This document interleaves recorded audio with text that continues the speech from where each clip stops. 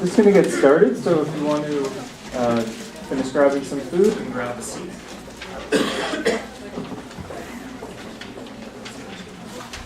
So thank you everybody very much for coming today.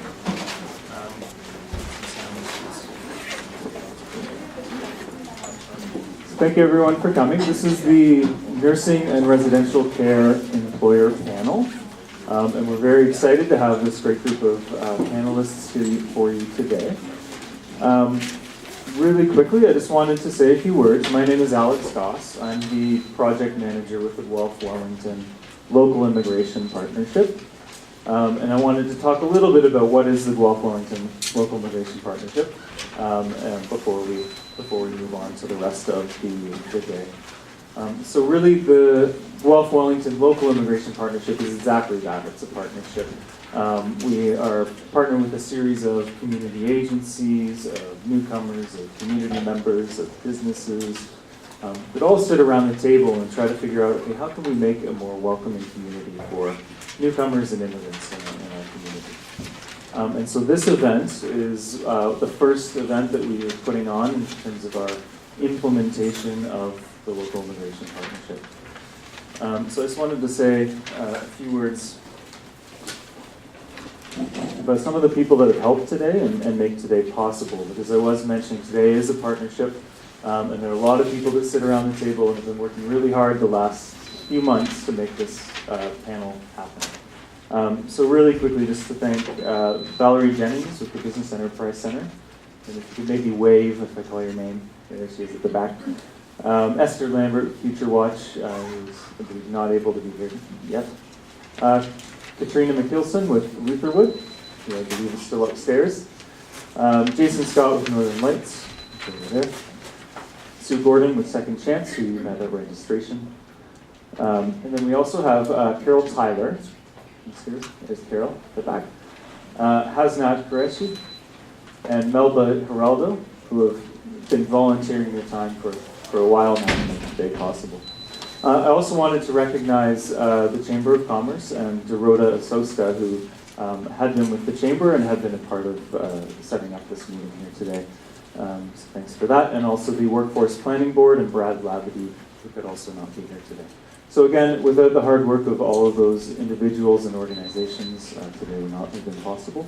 And finally, I would like to thank the Guelph Community Health Center for offering us this space today and to make that happen. Great, so thank you very much. I'm going to pass you off now to Dr. Anne-Marie Zadler, who will be our Master of Ceremonies for today, and she'll have the opportunity to tell us a little bit more about herself as well. So thank you.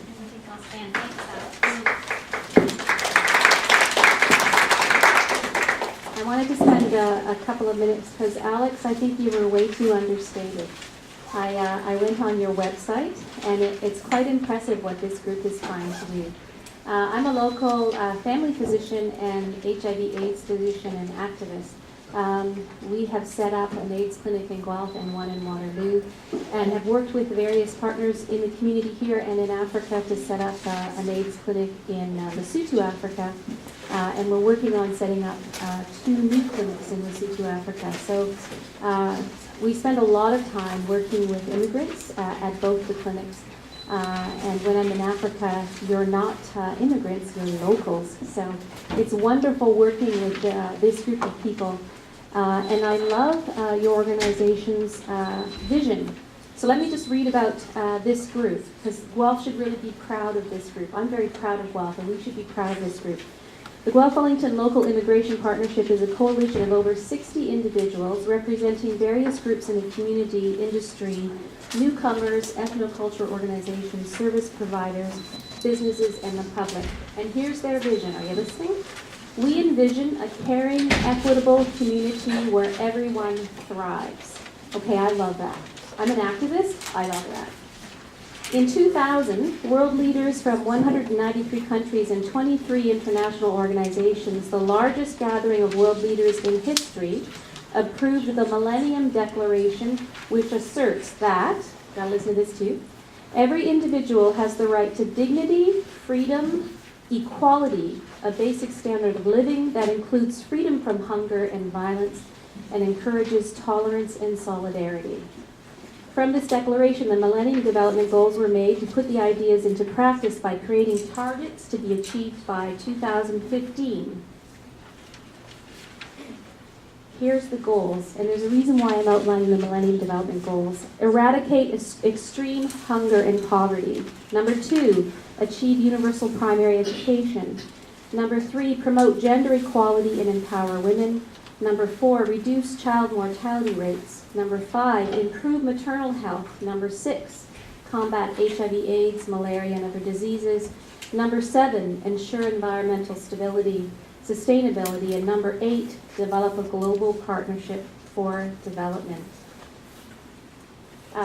That's what our organization is working on, but then our organization is called Grace and Hope, but what I love about what you guys are doing is that your vision for creating an environment that allows for everyone in our community to become involved, to receive what they need to thrive in our community, and in particular today to talk about finding work, because in order for people in the world to be equal and to receive all of the rights we deserve, to receive an education and to receive health care which belongs to the entire world, we all need to be employed. So we're going to get started with this great panel and give you the opportunity to ask these panelists questions once they've had a short time to speak. Each panelist, I think we're going to give you 8 minutes to talk. And what they're going to talk about is what they look for in the recruitment process. So each of these individuals works in the health care industry in Guelph or works in a health-related field, and they are involved in employment for their various organizations. They're going to talk about their recruitment process, what they look for in an ideal candidate, what trends they see, and what advice they might give to someone looking to work in the field. And again, there'll be opportunity for questions after the panelists get started. I'm supposed to tell you where bathrooms are, but I don't know where they are. So Alex, where are they? Back out in the lobby and straight back past the registration. Thank you, Alex. Past the Conestoga sign. Pass the sign. There you go. There's food and drink, which I know you're all enjoying right now. Exhibitor tables that you can visit at the end of the event. So we're going to get started. Dana. Yes. So Dana Laferriere is Human Resources Generalist with Wellington Terrace. Hello everybody, and thank you.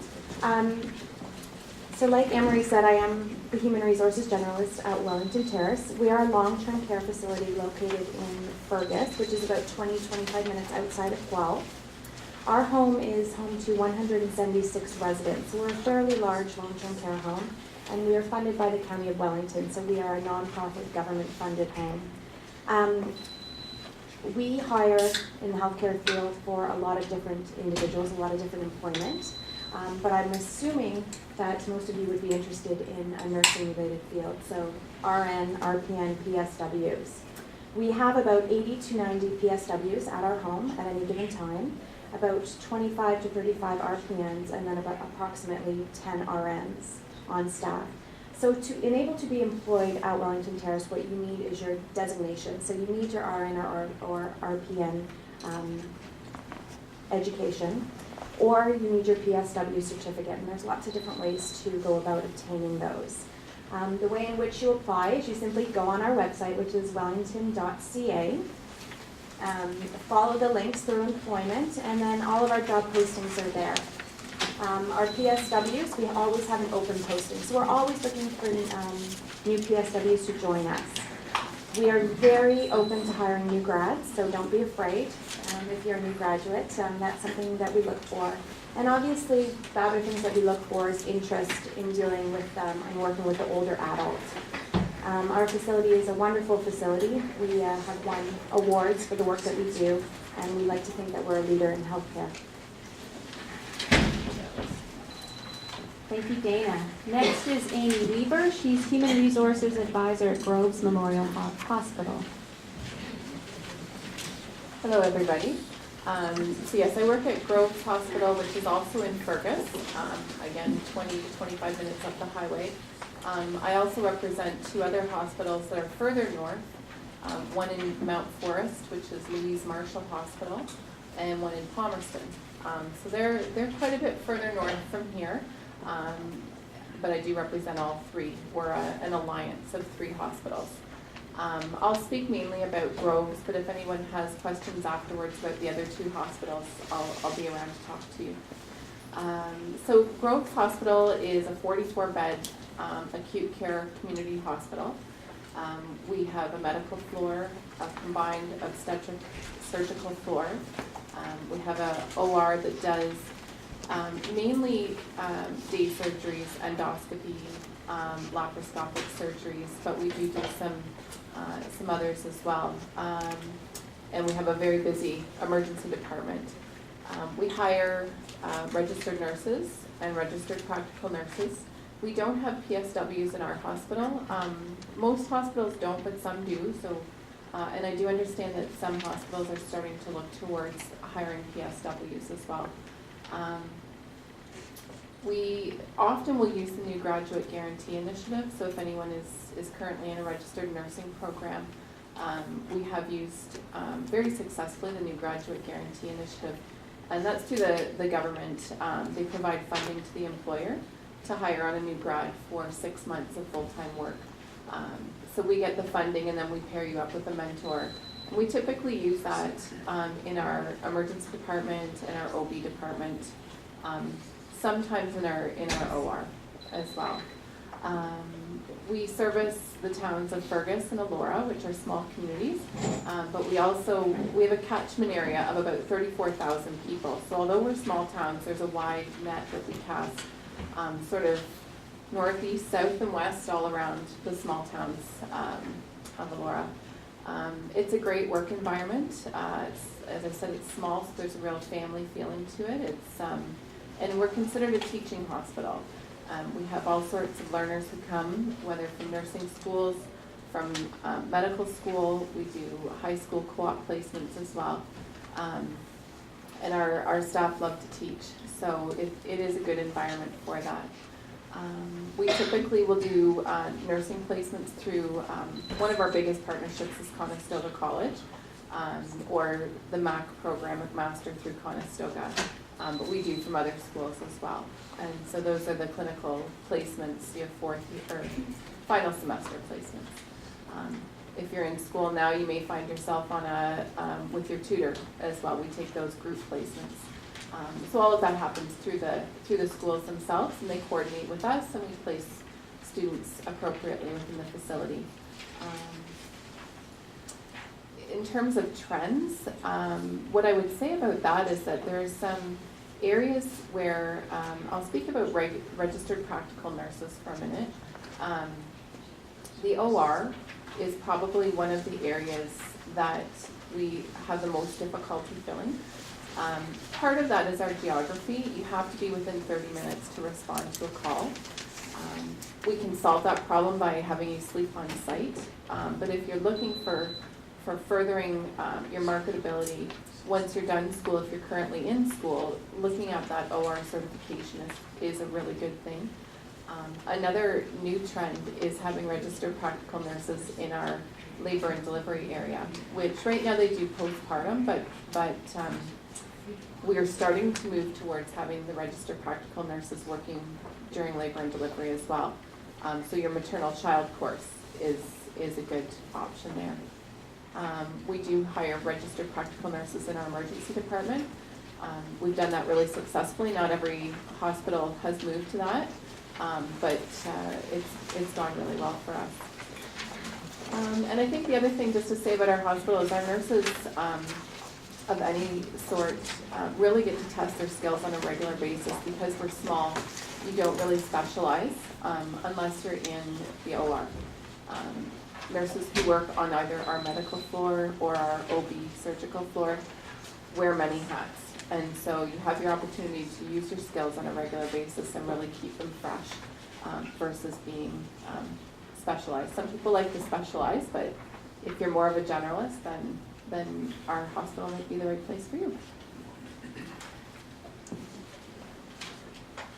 Thanks, Amy. Next, we have David Inge. David is the managing director and partner in the Norfolk Manor and has been for the last 24 years. He lives in Guelph with his wife and 3 children.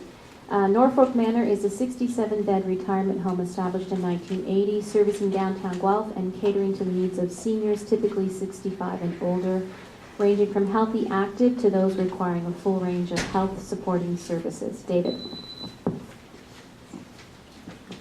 Thank you. I've got a candy in my mouth because I've had that cold that everybody's getting. Yeah, I'm on week 5, so I'm almost done.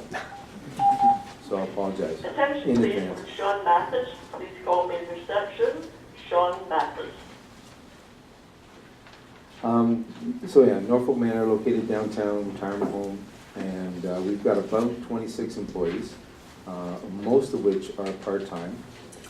Our hiring process primarily is initiated through resumes that I have on hand, generally that I keep for about 6 months. If I don't find a candidate out of what I have on hand, then I used to go through and put ads in the newspapers. I don't anymore. I usually will drop it on a website called Kijiji, if you're not already familiar with it. I threw one on a couple of weeks ago. I was looking for a part-time housekeeper. I got 18 resumes in 3 hours. And then I shut it down. So, not a bad place to be looking for work. It's also a great place to post if you're looking to hire. In that case, I didn't need an awful lot of qualifications. It wasn't PSWs or RN qualifications for housekeeping. What we do hire at Norfolk is RNs and RPNs. We will hire PSWs as well, and we will hire folks that are not registered. And we do that if you've had a baby, you're qualified. You've done some housekeeping, you're qualified. Okay, you've done some homemaking, you're qualified. All right, and what I generally look for personally is people that I can work with, that we're going to be a fit. Because obviously, you know, we're not a fit for everybody, you're not a fit for everybody. And finding that fit is very important. Another way that I'm looking for potential people is those that come and volunteer. It's a means of getting your foot in the door as well at a lot of places. And sometimes in the past I have hired volunteers that have been recommended to me by my management team because, you know, the person be coming in and volunteering and chatting with my other managers, and then they get the opportunity to let them know that, hey, you know, if the opportunity does come up, I am looking for something. I'm looking for anything. Okay, and then having one of my managers put their name forward, all of a sudden you're on the top of my list now, right? Because one of my team, who I already trust, who are already working well with me, says, hey, I'd like to work with this person. Okay, so that's not a bad idea. When I'm doing an interview, some of the things I'm looking for, obviously, is I'm looking for punctuality. Arriving late in an interview is not a great start. Somebody that's clean and tidy. As I'm dealing with seniors, okay, they're not really hip to all the trends that are out there. So if somebody comes in with a mohawk, full traditional dress, all sorts of, you know, piercings, etc., etc., it's although I don't find it offensive, my clients will. If they do, then the effectiveness of somebody working with them goes down drastically. So that's those kind of things that I'm looking for. Also, if there's some limitations to either culturally or from a religious standpoint that may interfere with the job, let the potential employer know up front. I hired somebody once that was to do recreation, right, activities director, and because of her religious orientations, she didn't celebrate any of the holidays that we do in Canada. So right away she had an offense, and she couldn't set up for Christmas, she couldn't set up for Thanksgiving. It was against her religion. Anyway, she left employment with about 3 days after that. It just didn't work. But that was a rare case.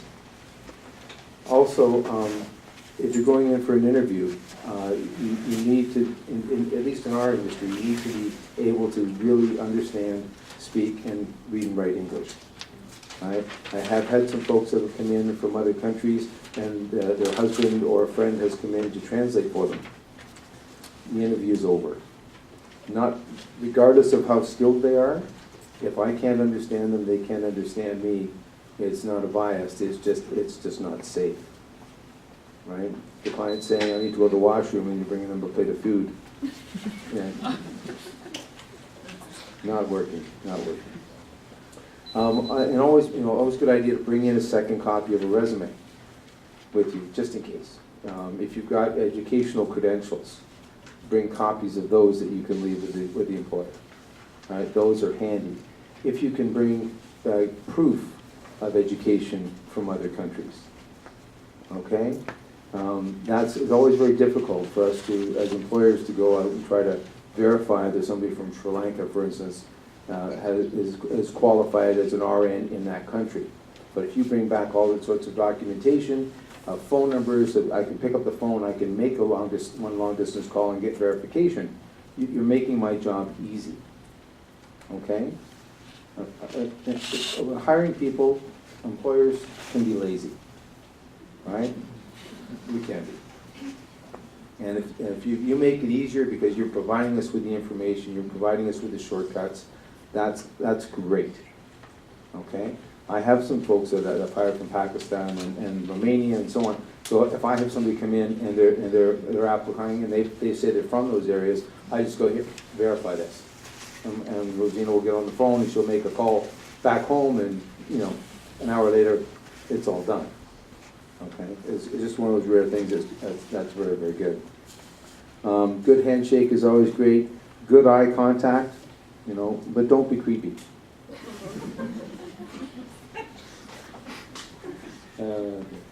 And at least if you're coming to talk with me, I'm trying to be relaxed, right? But be professional.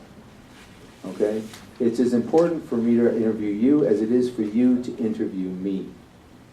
Okay? I need to know that you know a little bit about Norfolk Manor already. I need to know that you've already decided you want to work for us, right? Or you're coming in and you want to find more information. The more engaging, the more interested you are in finding out what's going on, right? The more of a conversation and a dialogue is going to happen, and the more that I'm going to get to know who you are, and you're going to get to know who I am, right? Because it comes back to that fit, right? I'm a smaller retirement home. I'm 67 beds, okay? Everybody is hands-on, including me, okay? I don't ask people to do things that I couldn't do myself. I wrote out one example of a very, very successful hire that I had. The lady, I'll call her Draga, and she was actually a doctor. She was a bone specialist from Romania. And she moved to Ontario with her husband, who was working at Linamar. And she was going through all the motions with the Ontario Medical Association, the OMA, and the process was very slow and very hostile and very, very time-consuming for her. And she brought a resume into Norfolk Manor and was just trying to find something in the medical field, just because she was driving her nuts. And I met with her, and her English at that point was obviously way better than my Romanian, but she was very, very good. And the whole discussion was about her working below her education and her experience level. The luncheon program is located in the upper hands room, and it starts in 5 minutes. Thanks. Part of what she was looking to do too is she didn't know how our medical system worked, right? How our family health teams worked, how our integrated community networks work, the CCAC, the LIN, no idea. So she was again trying to get plugged in somewhere where she could start to understand. And as we spoke, I realized that she spoke 5 languages. Now, in Canada, that's an anomaly. In the Middle East, it's not so much. But here it is. So my mind got to thinking at that time about the residents with whom she could communicate better with. And therefore, that would increase our ability to care for those clients that we already had. So there was a benefit right there. I asked her at that point if she would be willing to share some of her knowledge with the nursing staff. Because she's a bone specialist. She's a head and shoulders above our normal family physicians, and that she's specializing. And to have that sort of expertise at my beck and call was awesome. So I asked her if she'd be open to sharing with that. And I could definitely see the benefit of having her working with us in the capacity of a nurse. And therefore, she would be looking at each of our residents with the eyes of a physician. Okay, so again, I could see a benefit for my residents at that point.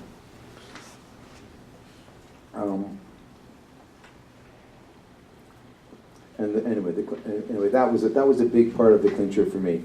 And other than the obvious fact that I was getting the knowledge and expertise of a physician for the wages of a nurse. Again, that was great.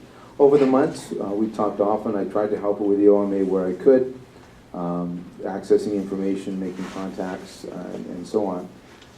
We knew, and I knew, that her employment with us was going to be short, 10 to 16 months. But the benefits were worthwhile, and they would be lasting with my staff gaining more knowledge. Eventually, the OMA was too much, and she cast her net a little wider into the U.S., and she had a couple of interviews within a couple of weeks and moved within 2 months. She went to the States, and she was again practicing as a bone specialist. Right. But anyway, great. So during her term, she did share with us a lot of knowledge with our staff. She hosted a couple seminars and did training with our staff, which was awesome. And she was instrumental in one case in particular of early detection of a bone disease with one of our residents. And we caught it early enough, and things worked out very successfully. So would I do it again? Yes. But I'm not a typical employer. I'm hands-on. I'm an owner. The buck stops with me. If I can hire people that are smarter and more qualified than myself, then to me that's to my benefit. And anything that benefits my resident and staff, to me, is a win-win. Again, the biggest reason I don't have to worry about somebody taking my job. So just some closing stuff. I've probably taken over my 8 minutes. Seek out people from your own background that may have contacts within your new community. Work on your English skills. Right? That's huge in healthcare. Clear written resumes outlining all your qualifications, skill, and languages is great. Personalize the resume to fit the environment, because many times I've gotten resumes that are akin to somebody applying for Linamar. And then I ask more questions, and it's like, oh, they've got this experience and that experience that's relative to healthcare. We're taking care of seniors or taking care of anybody. And if there's some ways that you can bring more business in the door, right? At the end of the day, it's about money, right? We're caring for people and about the bottom line. So if you've got other skills, other experiences, other communities that you can open up to potentially coming in and using our services, then and think that through, right? And that goes for other jobs outside of healthcare, of course. Make sure if you've got backup documentation, especially on the educational sources, previous employers, and that kind of stuff. If the references you're bringing in are from outside the country, the more detail you have, so that it can be a quick phone call, right? The better. If it's work for an employer, they're going to go to somebody that's easier to verify. Okay, and be mindful that if you're more skilled than the people that are looking to hire you, okay, then you need to be aware of that. All right, and try and show them how hiring you is going to reflect well on them. Okay, thanks. David, I just have one question. What does creepy look like? David, I forgot to read one thing on his bio. It says here, one of his life philosophies is growing older is mandatory, but growing up optional. I like that. Next is Sylvia Scott, who I think in some way is my boss, in some ways. No? She's part of the Guelph Family Health Team, and of course I work for the Guelph Family Health Team as a physician in town. She has been a frontline nurse for 15 years in a variety of roles in acute care settings, including outpost nursing. In addition, she has 15 years in senior administration roles that included nurse manager and corporate director in professional practice, project management, and consultation in healthcare. As part of the Guelph Family Health Team, there are 74 doctors in Guelph, and we provide care to over 100,000 patients. So I think almost all of the patients in the city are now enrolled in this fabulous team that has revolutionized how we provide primary care in the city. As a physician, I once worked fee-for-service and had to see upwards of 40 patients a day. Most of us were burning out.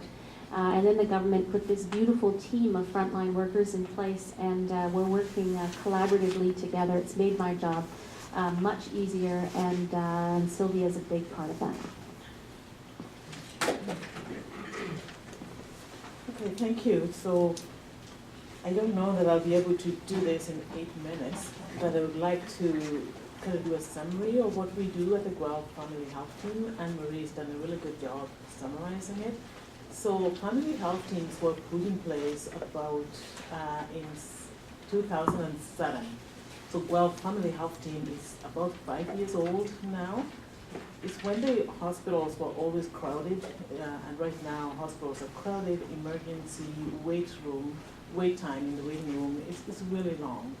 And oftentimes there are people that if the family doctors were available and not turning out, they'd be able to see them, access them earlier, be looked after, then they don't have to go to the emergency department.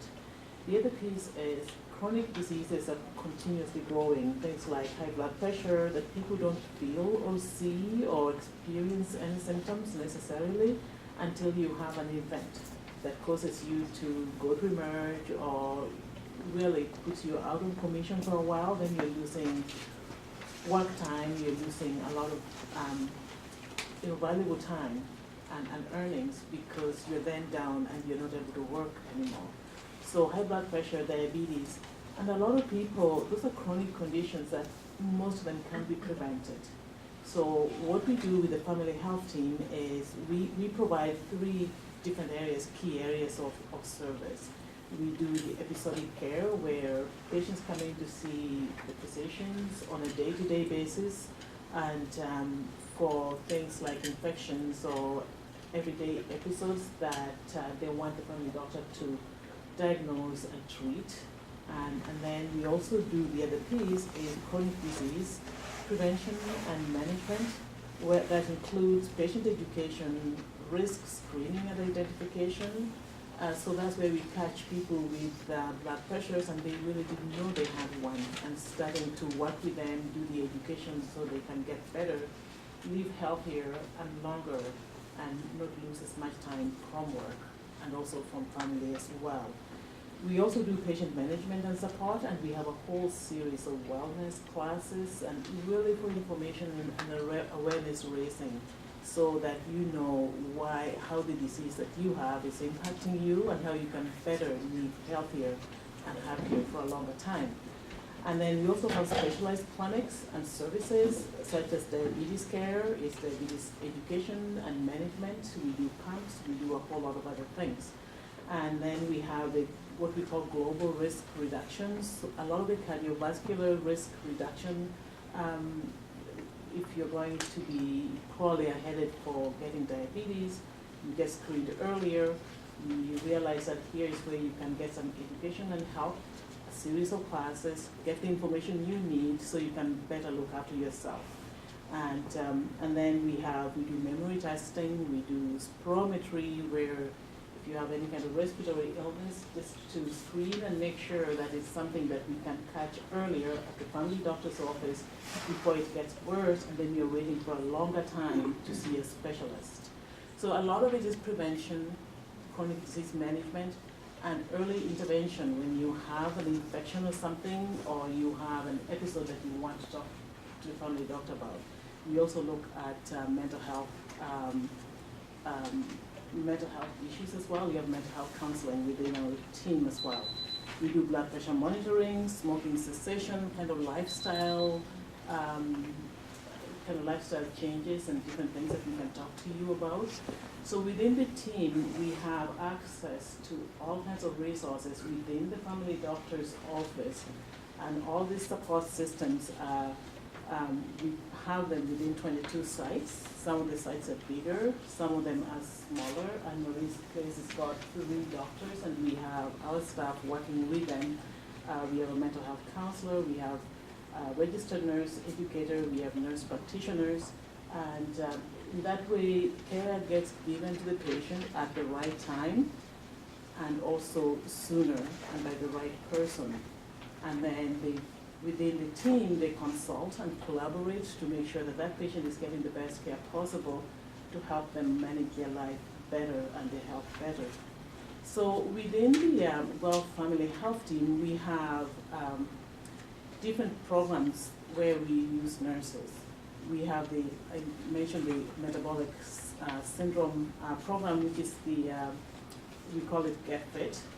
Really is short for lifestyle management and metabolic and global risk reduction, whether it's cardiac, hypertension, anything else.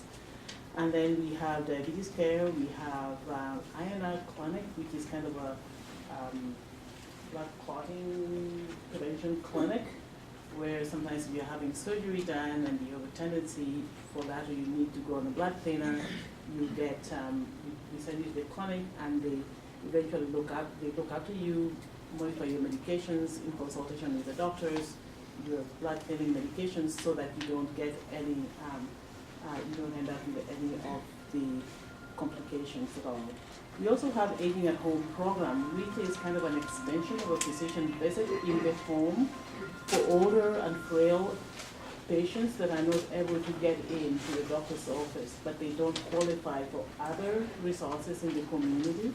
And we as well have Food Care Clinic, which is run by a food care specialist, and she is a registered practical nurse with specialization in food care. And she also does wounds as well, that and then refer them to the community to CCSC as well. So within the clinic itself, so the ones I spoke about are the ones that are centralized, program-based. And then we have within the physician clinics, we have the nurse practitioners, as I said, and chronic disease management nurses, and they do education. And we also have the practice nurses that Anne-Marie would have. Some of them are registered practical nurses, some of them are registered nurses. So how we recruit, a lot of our posting is on our website, or sometimes you may find our posting in the paper, in the local paper, or sometimes on Wacopoulos. And we do telephone screening, just to kind of see people's reason for wanting to change. Primary care, working in primary care is a very new thing. So we want someone with experience in primary care or have a knowledge of chronic diseases and conditions. And so it's kind of a general screening to see your interest level, that you're fit. And then the second stage is bringing you in for a face-to-face interview, first with administration at the main office. Our main office is right down the Wyndham Street, just a few blocks from here, at the main mall. And then the second piece is taking you to the practice that we are hiring for. So then you get to meet your practice team, which is the physicians, the physicians that you're going to be working with. And then it's really important, like David said, you need to know that you'll be able to work with us, and we want to know that we can work with you. And qualifications is not the end of everything. You may have the education and the skill, but there's several things too that we look for. Professionalism, your relationship with how you come across to other people, whether it is individuals or groups, because you will be meeting one-on-one with patients when you do education with them or when you care for them, or you'll be doing education to them as a team and a group. You also need to be able to have insight into relationship boundaries. How much are you going to get engaged and support the patients? Because obviously there is support in the community as well, but knowing when we have exhausted the internal resources and when it is appropriate also to send that person on. Because at the end of the day, we need to remember that patients are just like you and I. We have our own lives.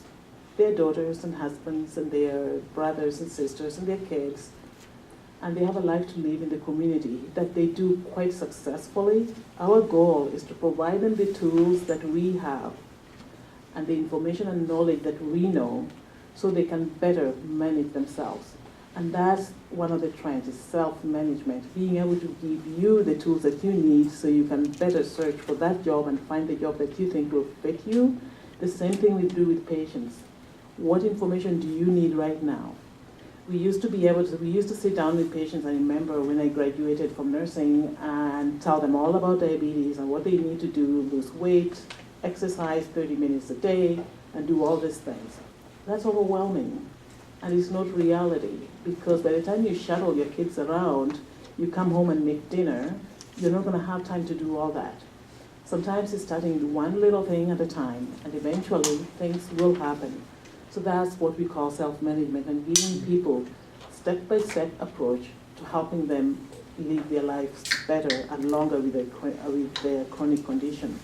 What we expect from you, if we're going to hire you, is that you're familiar with your regulated health professions. We hire just registered nurses now, and you also are familiar. You have your license, and your required certifications. If you're looking to work in diabetes care, then you need your diabetes education certification as well. Courses can be taken. There's learning that we can provide during orientation and mentorship as well that we provide. But you know what you bring into a job or what you bring into any role is really what you get out of it. So I would encourage you that any limitation that you see is usually self-imposed. I have been where you were, and I am here now, but a lot of the times when I was struggling and not succeeding, it's because of my own self-imposed limitations and fear that I brought into wherever I was looking for. So sometimes it's working to get beyond that and then moving forward and looking at what can I really do, what do I enjoy, not just doing it because it is a job. And we also look for critical thinking, problem solving, decision making, someone who is able to take charge. Not take charge in a way that it then undermines other people, but knowing when to take charge and when to consult with another person and make those decisions. Being patient focused. Patient is always right, regardless of what we think or say.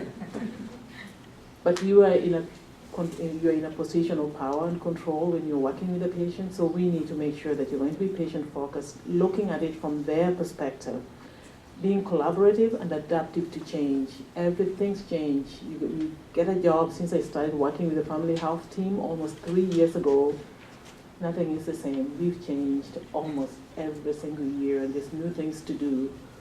Computers giving us challenges. When I started working, we had patient handouts on the table, and all I had to do was pull them and hand it to the patients. Right now, you have to figure out where you're going to locate that on the computer and set up your workstation so that you have a patient within half an hour. You can do the education that they need, set goals with them all on the computer, and being able to find that handout, print it, and give it to them and explain it to them, and asking permission. If you can use if they have an email and you have information you want to forward to them online, doing that. But also being cognizant of the privacy legislation. So it is so different. So computer skills, even if you have all the knowledge in the world, if you cannot use and coordinate your work around the computer, we are not going to be able to help you much. You're not going to be able to succeed too much in this in our organization. So this trends that I'm not seeing now is provider readiness to be able to, and preparedness with evidence-informed information, because patients have a lot more knowledge. They access that information. They bring sheets of paper for you when they visit. This is what I found. This is what I think I should be doing. And being able to go beyond that and work with them and guide them. And also need for ongoing learning. As I said, things change, and if you're not keeping up with trends, you're not going to be able to support patients too well. So what we will provide for you is orientation and mentorship once you get in. We will provide position-specific learning opportunities for you. So if you come in and you don't know how to do spirometry, we will make sure that we arrange that. We provide the training that's needed. You get your certification, and then you need to be ready to deliver as well. We provide in-services and learning needs identification and your responsibilities to complete your learning plan and be able to follow through as we decided that you would follow through, as we agreed on, and then delivering on that. So some of the places where you can get some information is Registered Nurses Association of Ontario, their career counseling. You can go on their website. They have information there and a really neat guide on how to, if you're looking to choose a nursing career or going through nursing career. Canadian Nurses Association, CNA, is a wealth of information. They have a PDF framework on publication on nursing. And also the College of Nurses of Ontario, they have a document that talks about if you're a new applicant and you're new in Ontario, this is the process that you need to take. And they give you a self-assessment guide that you can take for yourself. So I would encourage you to explore all those. But remember, the only limitation you have is yourself. So don't limit yourself. Get rid of the fears or whatever it is that's holding you back, and face the reality. You may not need to start as a nurse. You may need to start somewhere else, just as a volunteer, as Dave said, just to kind of know the ropes, be familiar with things, shadowing some people for no pay, just to kind of be familiar with the role and saying, is this what I really want to get into? And then once you get familiar, stick the education piece, and then you move forward. Thank you.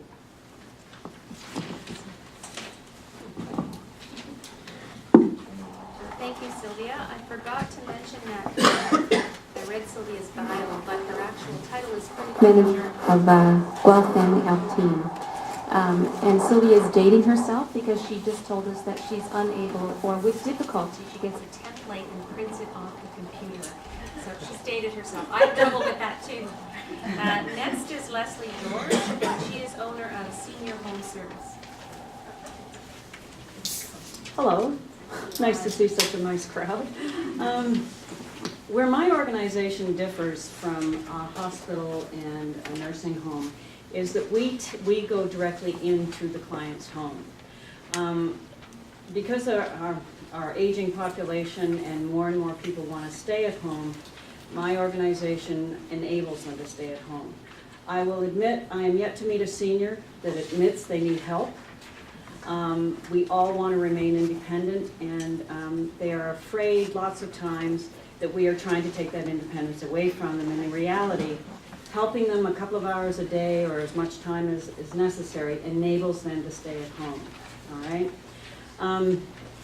The majority of my staff is part-time. We go into homes anywhere from a minimum of 2 hours a day. We have some clients that we are in 8 and 12 hours a day. The main difference probably between me hiring staff versus a clinical institution is because you may have a PSW doesn't mean you are qualified to work in a home. In a hospital, a nursing home, you have, for example, a lift.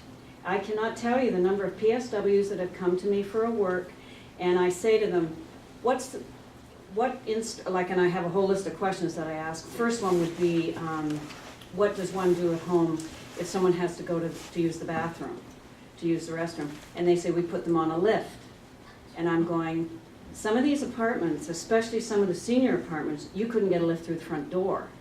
So what do you do then? And I have to tell you, the majority of it's blank. I'm not saying that you're not qualified to work in these homes. What I'm saying is you need the training. It's a lot different working in a home than working in an institution. I hire everybody from a companion. As David said, like if you've sat and talked to somebody and made a cup of tea, you're a great companion.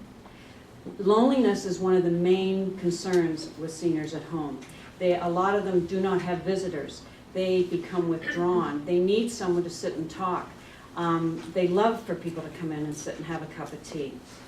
I can't tell you the number of times I get calls from some of the staff, and they'll say to me, I didn't get anything done today. And I go, why? And they say, all they wanted was just to make tea and lunch and sit and chat. And you know what? That's okay. All right? But again, some of the differences, I would ask, do you know what a super pole is? Some organizations use them, some don't. But it's a pole that runs from ceiling to floor that, helps, seniors get up and down. But there's a whole list of these questions. And again, you may not have used these if you're in an institution. Again, it's just the difference in working in a house. I require police checks from everybody. I have references, I make sure that I contact everybody. I like to sit and talk with someone, I try to get to know who they are. I like to feel the sincerity. You have to love what you do when you're working with seniors, all right? You have to understand their brain sometimes is not working nearly as quickly as ours, all right? They're much slower, but they love attention. They love personal contact.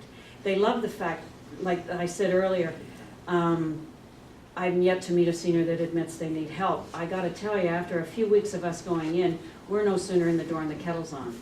You know, like they really look forward to you coming into the home. But being in someone's home, you've also got to realize it is a very private thing that you're doing, all right? You have to be very controlled and not become too familiar, all right? You become friends with people, it's only natural, all right? But I really need to know who you are. And one of the main things that I do strive when usually I go and interview with a daughter or a son. I'd probably say 90-10%. It's usually the gals, the daughters that will call me, that are concerned about something that's going on. It can be as a simple things that we take for granted, like opening a jar. We had one gal, every time she opened a jar, she was breaking bones.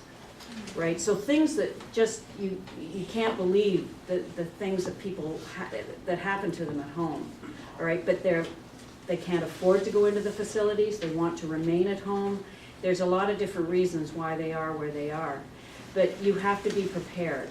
Now, when I interview with one of the gals or one of the daughters, I ask as much as I can, and it's usually just one-on-one with the daughter. And then I go and meet the client. I've got a picture already from the daughter, what's going on with their parent. And then I go and meet with them, and I try and get a feel for them. Because I really want to line up the right caregiver, okay, with this client. And the last thing I say to everybody is, if there's something you don't like, they may not say it to me, they may not say it to my caregiver, they may say it to the daughter, there's something they don't like about this person, I encourage it. Tell me. I will replace the caregiver. Some of my girls, it's happened. We can't get along with everybody. Sometimes it's just a personality. It's just things that go along. But the working with seniors is monumental that you love working with seniors. It really is. And it's a little different than working in an institution because we sometimes have a lot more time. So you do have time to be a little bit more relaxed with them.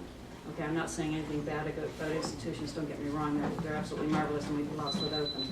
But it is a big difference, okay? So I hire everybody from companions, I hire caregivers, I hire PSWs, and I line everybody up with whatever the situation is that's going on in the home. We work with CCAC closely, we also work with Veterans Affairs, in getting funding. But I accept resumes, I get them daily through my website. I have my cards in that here if anybody wants to send me resumes. And then I go through all these questions. The only thing is, as David has said, be very truthful. You've got to let me know that, don't say you know how to use a lift and you don't. Don't tell me you know how to use a simple thing like grab bars. If you've never used them, you don't know how to use them. Okay, so, but very rewarding. Thank you.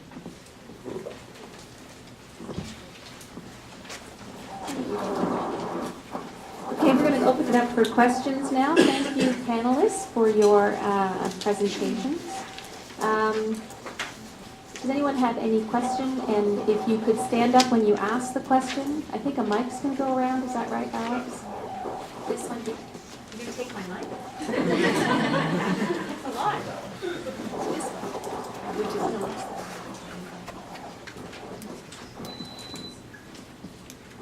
Any questions? All right. I don't think I need a mic. I'm a teacher. Hi. Jane Richards from Conestoga College. And I'd like to say thank you to, first of all our wonderful panelists, because you spoke from your heart and you really gave us a lot of things to think about and insight. So, claps for the wonderful panelists. I'd also like to thank you for telling everybody they need education, and that's why I'm here. Hello, Conestoga College.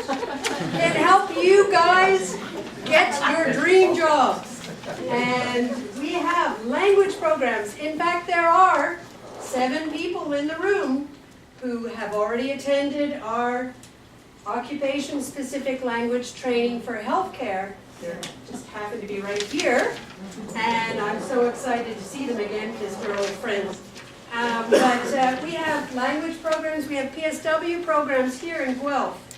We have practical nursing programs here in Guelph. And then we have all kinds of other things at Dune campus and Waterloo. So I'm going to be outside afterwards, and I'd like to invite all of you, if you have any questions. Oh, I recognize more people, yes. I already have talked to many of these people, but if anyone has any questions about how Conestoga can help you get into one of these great places, we'd be really happy to help you. Okay? Thank you. Alex, you need to grab her right now because she's next year's panelist, one of next year's. I just want to step back for a minute. I'm going to take 2 seconds. I'm a very proud Canadian, and I'm proud of Canada because of people like you from Conestoga College and all of these panelists who remind me what a great country we have, so full of opportunities. I work in parts of the world where there is no healthcare system and there's no education system and there are no opportunities for education or jobs. So I really appreciate that you're all here and able to share in Canadian affluence. It's a great place to live. Another question? Yes. I'll be loud. I'm also a teacher. A lot of people are working through the process of becoming licensed. As a nurse or a doctor, people get concerned with their skills becoming outdated while they work through that process because they can't quite get employment yet. What would you recommend to a nurse or a doctor? How can they deal with that, 3, 4, 5 year gap that they may have on their resume while they work towards a license? That's just in general to the panelists. So Dana, Amy, David, Sylvia, Leslie, which one would you like to answer the question? And I'll hand you the mic.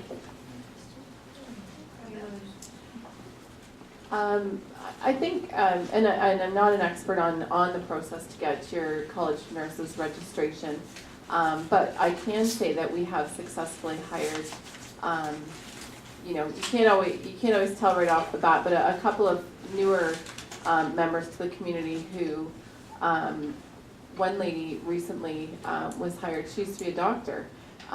She's decided to go through for nursing. She did a stint in long-term care for a bit, and then came to see us, and her stint in long-term care coupled with her past experience, obviously, she was well prepared to work on our medical floor. So I think David mentioned earlier about even volunteering, keeping your feet in the door of healthcare so that you're current, you know what's going on, you know the lay of the land, you understand some of the connections in the community. Those things are really important while you're working through for your certification.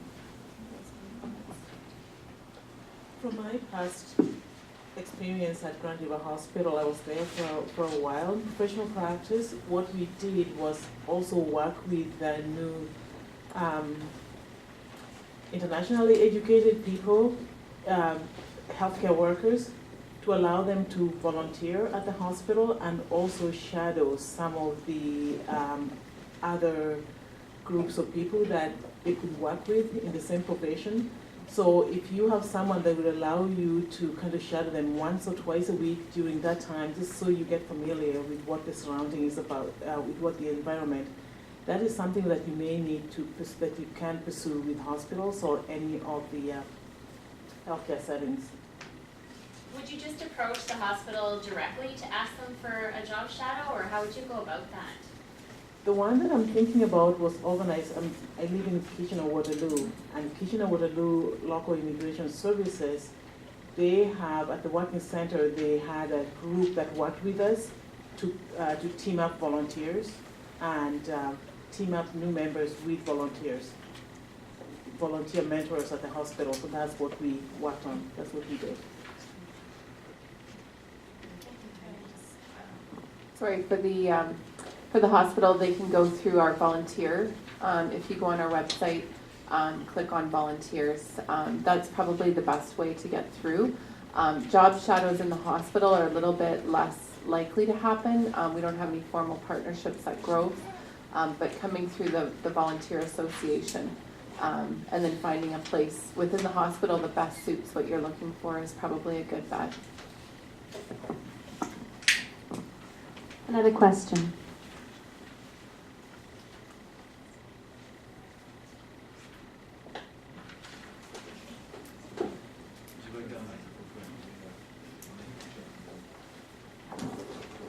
My question is,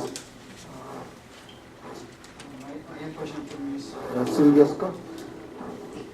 Do we take volunteers or do we allow people to shadow in your place? At the Guelph Family Health Team, we do have volunteers programs as well. For what kind of positions? Volunteers with our wellness series. We have walking programs, we have our wellness series, and we also have kinesiology, where they can help in the fitness room. Is there any eligibility criteria for joining as a volunteer? If you go to our website, yes, there is. You can apply as a volunteer. Okay, thanks.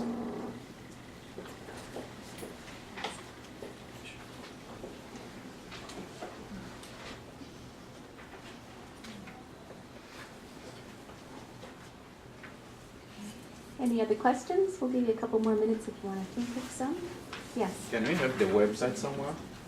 Because we heard about website, but we can't see where's the website are right down. Yeah, I wonder, Alex, if that can somehow be provided to the people in the room, websites for each organization that's here. Yeah, Great. that's something that we can do. We do have emails for most of you, but if, do we have emails for everybody? Yeah. We do, okay. So, yeah, we can send that. Thank you. Yes, question back here?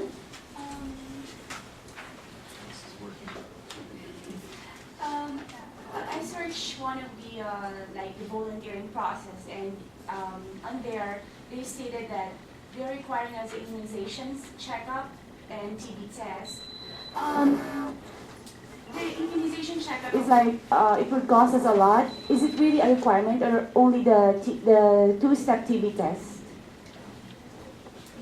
In our facility, we require you to be vaccinated against the flu, so have your annual flu shot and then your TB test. That's the vaccinations that we require.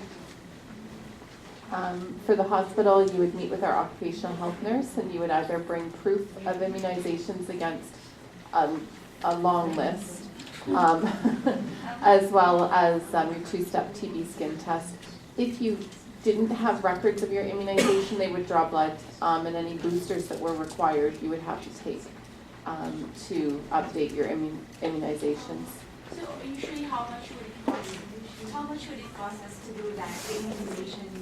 At our hospital, our occupational health nurse would draw your blood and take it to the lab herself. I don't know about other facilities. Because being a volunteer, we don't want to spend like a lot of money for that. The fact that we need to volunteer, you know. That's the only problem that I encounter, because I'm just new here. I recently migrated 3 months ago, and that's the problem that I noticed. You know. I believe if you're covered with OHIP, then it is free. I've already discussed about, I've already talked about regarding the OHIP, inquire about that. They don't handle those fees only for the two-step TB test. Like we have to pay for the, I think, no charge for the doctor for the professional fee, but for the thing that they're going to use, we might spend some of those. Yes,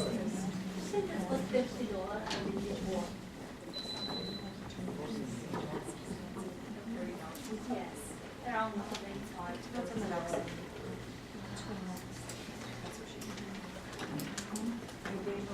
I actually like to volunteer in hospital, but I always get like the position in the store, and I'm not really interested in being in the store. Yeah, I like to be more close to the house. Any position I would be like to get in, but I got them like.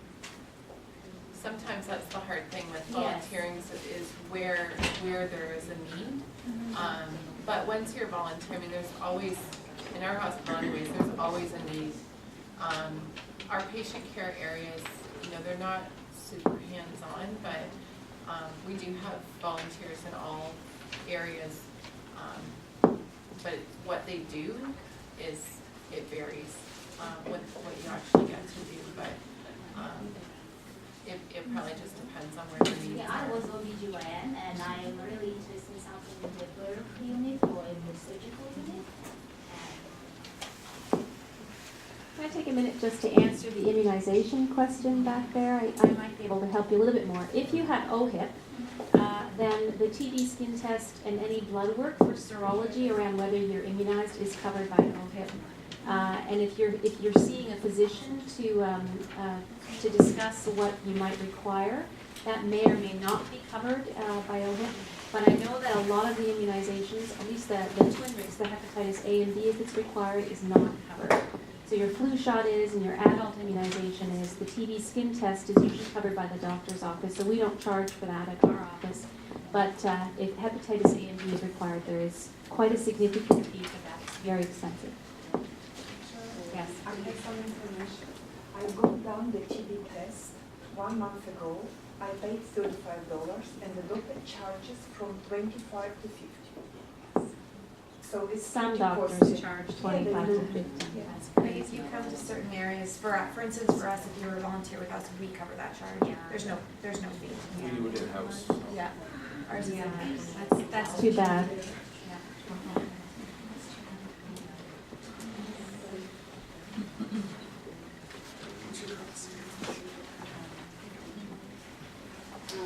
I'll direct my question to the Conestoga lady. I landed in Canada on July 4th. Then I wanted to go back to school as a nurse. So I went through all the workshops, did everything, and I was advised that I could qualify for second career funding. So I did everything that they wanted me to do, and then they even admitted me to Conestoga for the GLASS program. And then at the last moment, I'm told I do not qualify for second career funding. And because one, I wasn't laid off, and I'm a new immigrant, so I figured that I could get the second career funding, so I'm really frustrated about that. Oh, but you live in a wonderful place.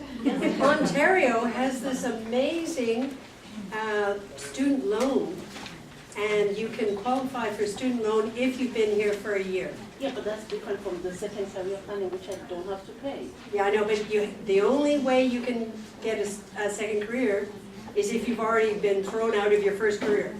So if you haven't had your first career here, then you can't get a second career paid for here. Ontario has rules.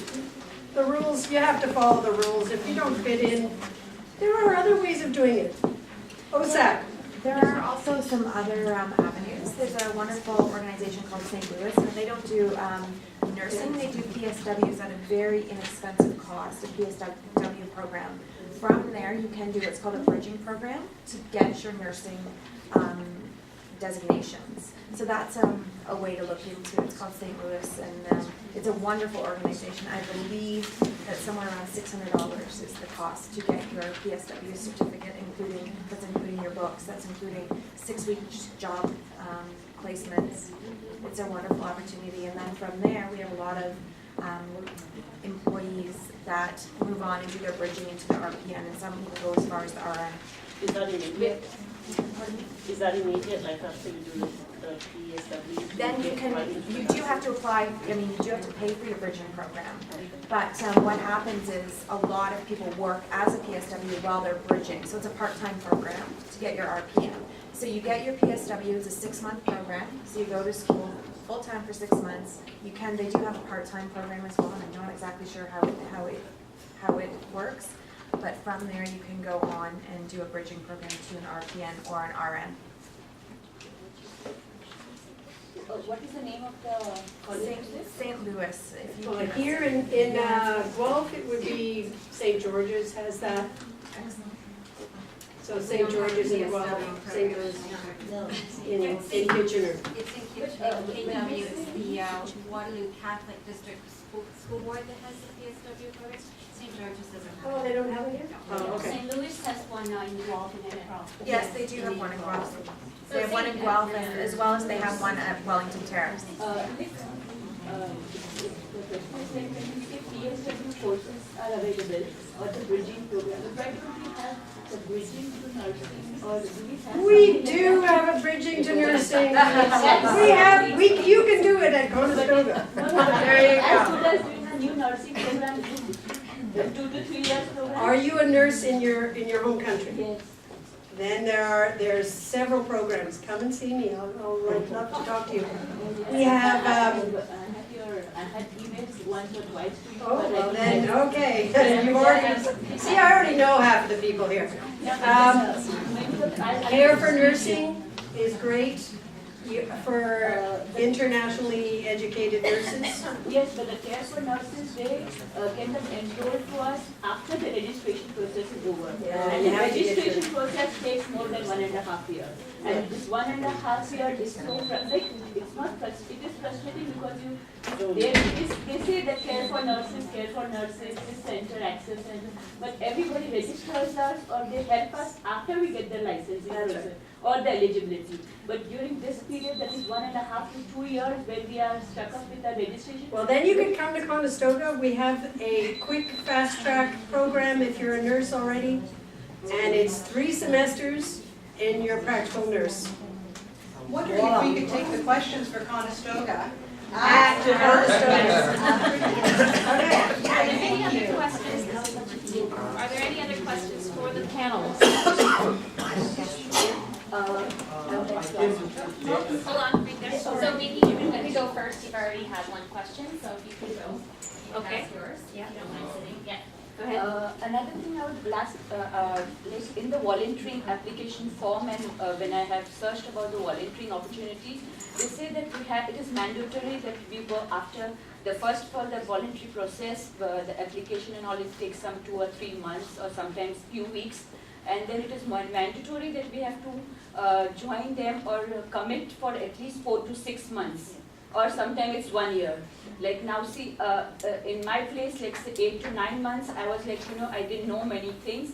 But now I know and I have, I have the opportunities and I know that I cannot join in because I don't know whether I'm going to stay in Guelph or move to any other part of the, so I have few months. I cannot join in any place because nobody would like to hire me because they will just train me and within few months I will go away.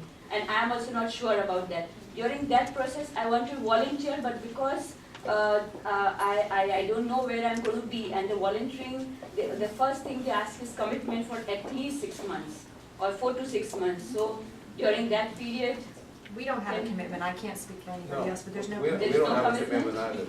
No. because wherever I have searched on the internet and I have got the application for St. Joseph, Guelph General Hospital, then there are yes, Cambridge Hospital, and there are long-term facilities also where Come to everyone. us. We have over 100 volunteers, and some of them work very randomly. Some of them were there, 3 to 5 days a week. It's all based upon. We'll take it. We love volunteers. Come on. There was a question back here. I want to ask some questions on behalf of International Medical Doctors. I work in a retirement home as an unregulated care provider. I want to know if there are some other residential care institution offer that kind of post, unregulated care provider. You're saying undergraduate care Unregulated. Unregulated care provider. Yeah. Can anyone answer? So not certified. Yeah. Yeah, we go through a training process that was done by Pharmaceutical Corporation. It's basically about maintaining the residents' files and giving medications. Yeah. At the retirement home level, yes, we do use unregulated care providers.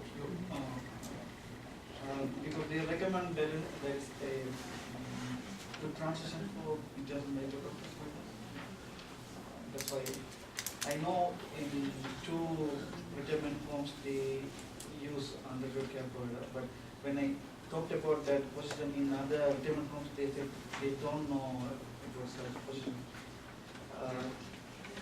Also, I want to also ask a question to the manager. There are positions like clinical assistant, physician assistant, I have applied for Edmonton clinical assistant position and Calgary clinical assistant position. Have you heard about Do me a favor? Would you mind slowing down a little bit? You're talking It's hard so to fast hear. and with your accent, Is there a mic half that of works it's getting in the room? missed. And I'd like to be able to hear what you're saying. Yeah, we're down to the one mic here. Sorry about that.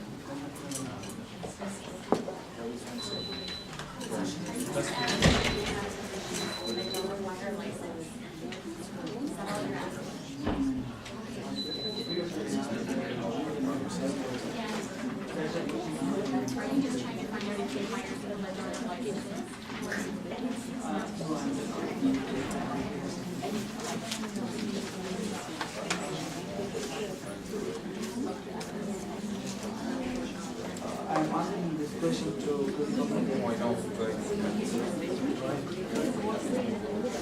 Sorry, just come up, so we can, just come around here. The mic's not very loud. We'll get you a chair. Yeah. No, it's okay.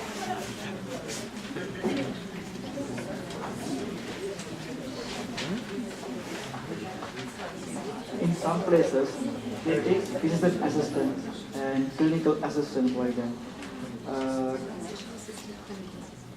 For example, one of my friends is working in Cambridge as a physician assistant, and recently I have also applied for Edmonton clinical assistant program and Calgary clinical assistant program, but I have not heard back from them because I recently applied for the position.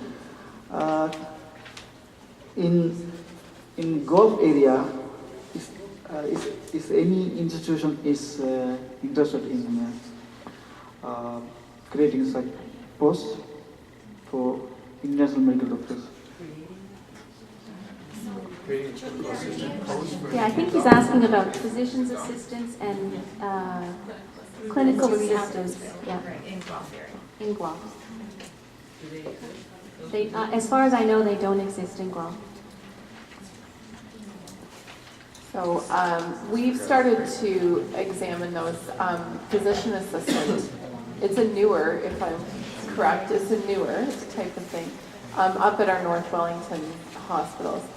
I don't know that they're implemented yet, but there was quite a lot of discussion more recently about introducing them in our rural areas because we're lower staffed up there.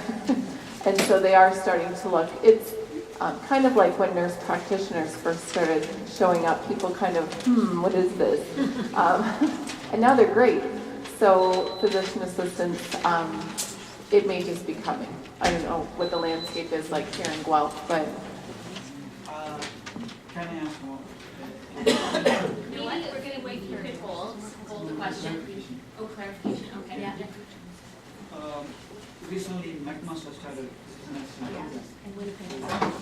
yeah, the problem is when in 2009 when I applied for personal support worker, I didn't have a certificate and I got the job. Now everybody is demanding you need a personal support worker certificate to get the job. Now, I have not gone through such physician assistant program and I don't have this relevant certificate. So I am afraid, it is now that they have started such program, I am afraid they are not going to be able to be recruited as physician assistants. There is a lot of concern about the two new physician assistant programs in the country. I think they're at Winnipeg and McMaster. And the concern is there a place for them in the community? Most of the time, physician's assistants in Canada are hired by physicians, so specialty physicians, but there aren't any that are covered by OHIP, that are paid for by the Ministry of Health. It's going to be tough at first. But I know in Ontario, in a couple of places, they hire as physician assistant, including my friends. Usually it's the organization that hires them though, and not the Ministry of Health. Are there any other questions just as we close here?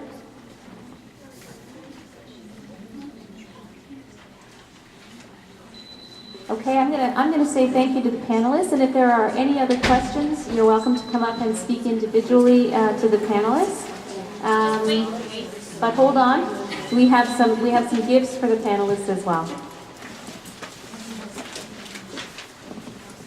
And thank you for the lunch, it's delicious. Haven't had any yet. So yeah, thanks again very much. I think it was really interesting and hopefully helpful talk to you all.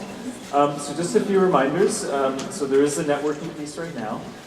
There are the information booths out in the lobby here, so please feel free to take a look. There's still a bit of food at the back, but also evaluation sheets. So these are the peach color sheets that were on your chairs. So if you can take just a few minutes and fill those out and return them to the woman here with the pink colored bright shirt, Katrina. She'll take all of those for you. So great, thanks again.